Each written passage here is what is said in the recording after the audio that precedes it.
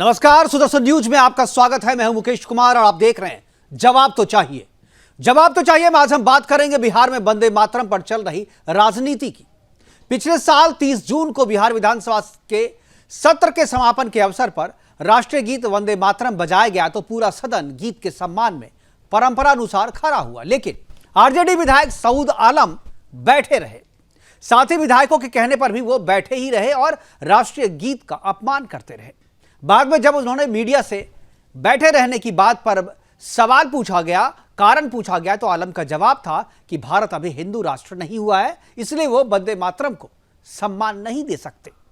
RJD विधायक सऊद आलम द्वारा किए गए राष्ट्रगीत के अपमान पर आरजेडी ने तो कुछ भी साफ नहीं किया, लेकिन एक के बाद एक उनकी पार्टी के दूसरे सभी मुस्लिम विधायक भी सऊद आलम के पक्ष में खड़े होते गए। आरजेडी के बाद माले और एआईएमआईएम के सभी मुस्लिम विधायकों ने भी वंदे मातरम गाने और उसके सम्मान में खड़े होने से इनकार कर दिया। राष्ट्रगीत का यह अपमान नीतीश कुमार के सामने हो रहा था और वो मौन साधे चुपचाप सुन रहे थे, देख रहे थे।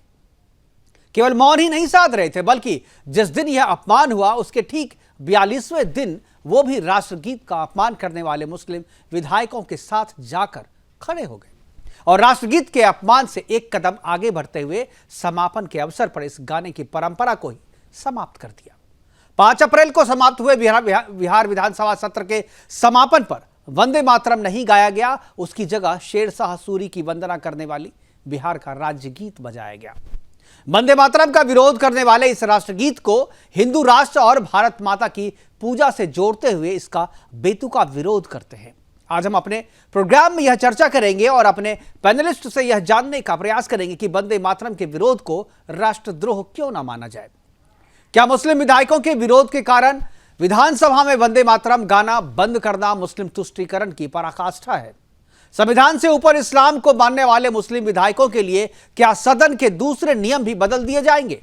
करेंगे चर्चा और चर्चा के लिए हमारे साथ कुछ मेहमान होंगे, उनसे आपका परिचय करवाएंगे। लेकिन पहले एक रिपोर्ट हमने बनाई है इस पूरे प्रकरण पे, उस रिपोर्ट को देखते हैं। रिपोर्ट के बाद हम आपको और भी कुछ दिखाएंगे, कुछ वैसे विजुअल दिखाएंगे और विधानसभा के भीतर के उस विजुअल को भी दिखाएंगे जो पिछले साल की है, जब सऊद आलम ने राष्ट्रगान पे राष्ट्रगीत जब बज रहा था तो वहां पर बैठे रहे और बोलने के बावजूद वो खड़े नहीं हुए उसके सम्मान में। उसके बाद क्या क्या प्रतिक्रियाएं हुई वो प्रतिक्रियाएं भी दिखाएंगे, लेकिन पहले एक रिपोर्ट देखते हैं। रिपोर्ट के बाद मेहमानों के साथ परिचय और उसके बाद चर्चा की शुरुआत।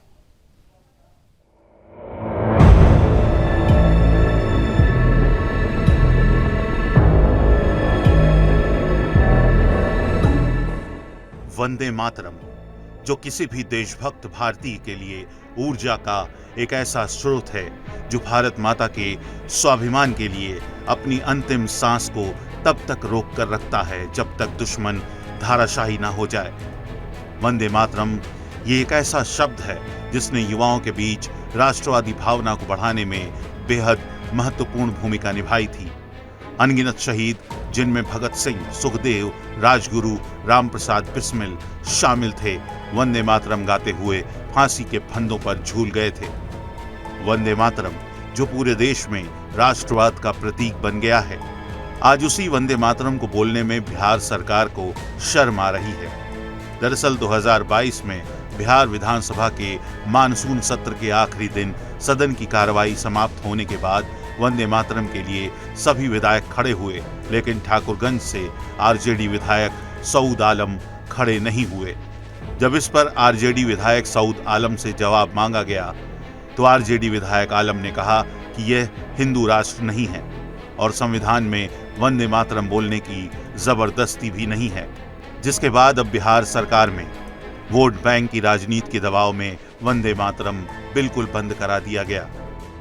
जी हां, बिहार विधानमंडल के दोनों सदनों में राष्ट्रगीत की जगह बिहार का राज्य गीत चलाया गया, जिस पर सुशील मोदी ने कहा कि बिहार विधानमंडल के दोनों सदनों में यह संसदीय परंपरा एनडीए सरकार के समय शुरू हुई, लेकिन भाजपा को धोखा देकर राजद के साथ जाते ही नीतीश कुमार ने समापन सत्र में वंदे मातरम को बंद करा दिया।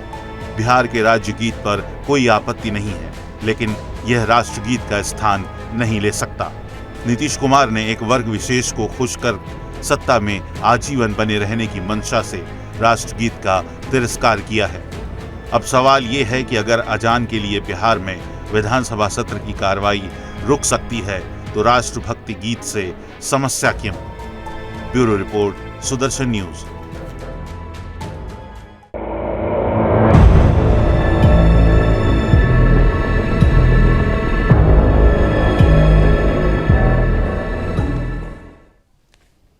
जी हाँ, अजान जब चल रही हो तो उस समय सदन की कार्रवाई रोक दी जाती है बिहार में। उससे किसी को कोई आपत्ति नहीं, ना बीजेपी वाले आपत्ति करते हैं, ना आरजेडी, ना जेडीयू, ना कांग्रेस, कोई भी आपत्ति नहीं करता। लेकिन राष्ट्र गीत जब बजता है तो बहुत सारे लोगों को आपत्ति होती है और वो उसके विरोध में खड़े हो जाते हैं। और राजनीति ऐसी, नीतीश कुमार की राजनीति ऐसी, लालू प्रसाद यादव की राजनीति ऐसी कि उस राष्ट्रगीत के सम्मान में या जो अपमान कर रहा है उसके साथ सिर्फ इसलिए खड़े हो जाते हैं क्योंकि वहां पर वोट बैंक दिखता है, वहां पर 17% मुस्लिम वोटर दिखते हैं। और इसी 17% मुस्लिम वोटरों को रिझाने के लिए ये लोग किसी का भी अपमान कर सकते हैं, किसी के भी खिलाफ खड़े हो सकते हैं, देश के भी खिलाफ खड़े हो सकते हैं, देश के नायकों के खिलाफ भी खड़े हो सकते हैं। करेंगे चर्चा और हमारे साथ कुछ मेहमान हैं, उनसे आपका परिचय करा दे। हरिभूषण ठाकुर है, विधायक है बीजेपी की तरफ से पक्ष रखेंगे। हेमराज जी है, प्रवक्ता हैं जेडीयू के। और आजाद गांधी जी है, महासचिव आरजेडी की तरफ से है। इसके अलावा हाजी नाजिम खान है, मुस्लिम स्कॉलर के तौर पे। सभी मेहमानों का स्वागत है और चर्चा की शुरुआत मैं करूंगा। लेकिन इससे पहले मैं 2019 का एक और विजुअल मैं आपको दिखाऊंगा जहां पर प्रधानमंत्री मोदी जो है वो मंच से वंदे मातरम का घोष कर रहे हैं और बगल में नीतीश कुमार बैठे, चुपचाप किस तरीके से बैठे रिएक्ट कर रहे हैं, उनको भी एक बार दिखाते हैं, उसके बाद करेंगे। ये देखिए विजुअल 2019 का है, जब चुनाव प्रचार के दौरान जो है प्रधानमंत्री नरेंद्र मोदी बिहार पहुंचे हुए थे।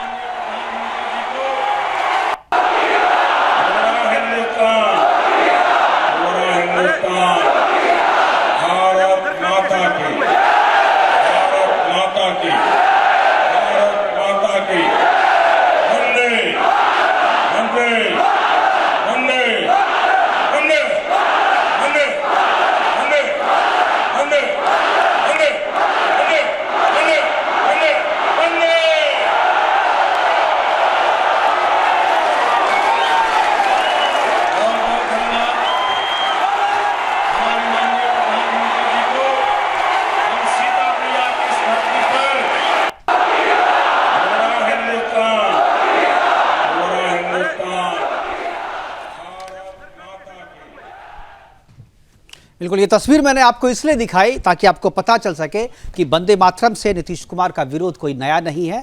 इससे पहले भी जब 2019 या उससे पहले से भी होगा। और ये जो 2019 का ये विजुअल था, ये साफ बताता है कि किस तरीके से नीतीश कुमार नफरत करते हैं वंदे मातरम से। और आज जो नफरत करने वाली पार्टी दूसरी है, उसी के साथ जाकर के खड़े हो गए हैं। इसमें कोई नई बात नहीं। करेंगे चर्चा, हमारे साथ सारे मेहमान जुड़ गए हैं। और सबसे पहले मेरे जितने भी पैनलिस्ट हैं, सभी पैनलिस्ट से मैं चाहूंगा कि अपनी अपनी पहली प्रतिक्रिया दें कि किस तरीके से राष्ट्रगीत को अपमानित किया जा रहा है। उसके पक्ष में सरकार अगर खड़ी हो जाती है तो आप लोगों की प्रतिक्रिया क्या, आप लोग इस बात का समर्थन करते हैं? सबसे पहले मैं आरजेडी के महासचिव आजाद गांधी जी के पास जाना चाहूंगा कि क्या जिस तरीके से राष्ट्रगीत का अपमान किया गया, राष्ट्रगीत को खत्म कर दिया गया, जो परंपरा एनडीए के सरकार में बनी थी, उस परंपरा को खत्म कर दिया गया, क्या आपको लगता है कि यह सही किया गया है? आप इसके साथ में हैं या आप इसके विरोध में हैं?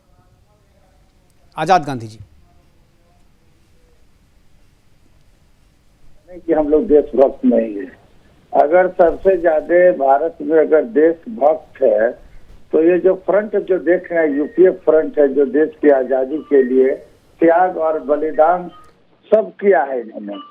ये जो बिहार का जो वंदे मातरम है, प्रारंभिक चरणों में ये वंदे मातरम हुआ था, लेकिन बिहार की भावना को देखते हुए, बिहार की जैसे भावना क्या तो मेरे भारत के कंठहार, तुझको सत चंदन विहार, तू वाल्मीकि की रामायण, तू वैशाली का लोकतंत्र, तू बोधित्व की करुणा है, तू महावीर का शांति मंत्र है।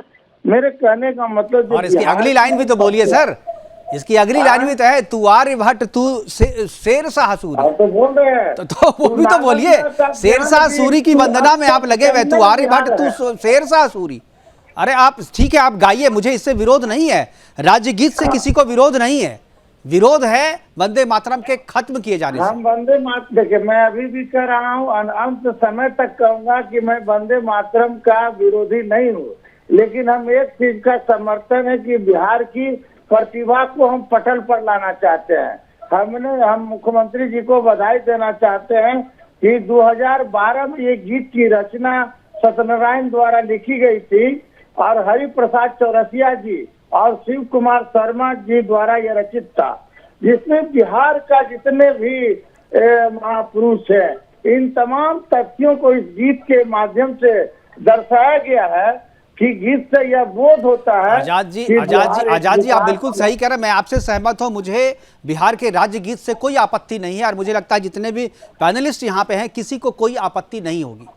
आपत्ति जिस बात को लेकर के है उस पर मैं चाहता हूं कि आप अपनी प्रतिक्रिया दें कि वंदे मातरम क्यों खत्म कर दिया गया, किसे खुश करने के लिए? कौन से मुस्लिम विधायक हैं, कौन सी वो ताकत है जिसको खुश करने के लिए आपने बंद करवाया है इसे? किसी को खुश कर आवाज नहीं आ रही है आजाद गांधी जी की, एक बार आवाज बढ़ाइए। करते हैं जी आप बताइए ना, जब आप वहां जाइएगा इंडिया गेट के पास, तो देशभक्ति की सूची में किनका किनका नाम है? ये तमाम सेकुलर शक्तियां हैं, जवाहरलाल नेहरू से लेकर के महात्मा गांधी से लेकर सरदार पटेल से लेकर इन तमाम लोगों ने देश की आजादी के लिए कुर्बानियां दी है। हम वंदे मातरम के जितने तो फिर आपको आपत्ति क्यों है? आप तो वही बात कह रहे हैं जो मैं कह रहा हूं। अगर आपको आपत्ति क्यों है वंदे मातरम से? मुझे आपत्ति नहीं है। मैं बार बार कह रहा हूं कि बिहार की जो प्रतिभा है हम इस गीत के माध्यम से हमने सदन में उजागर किया।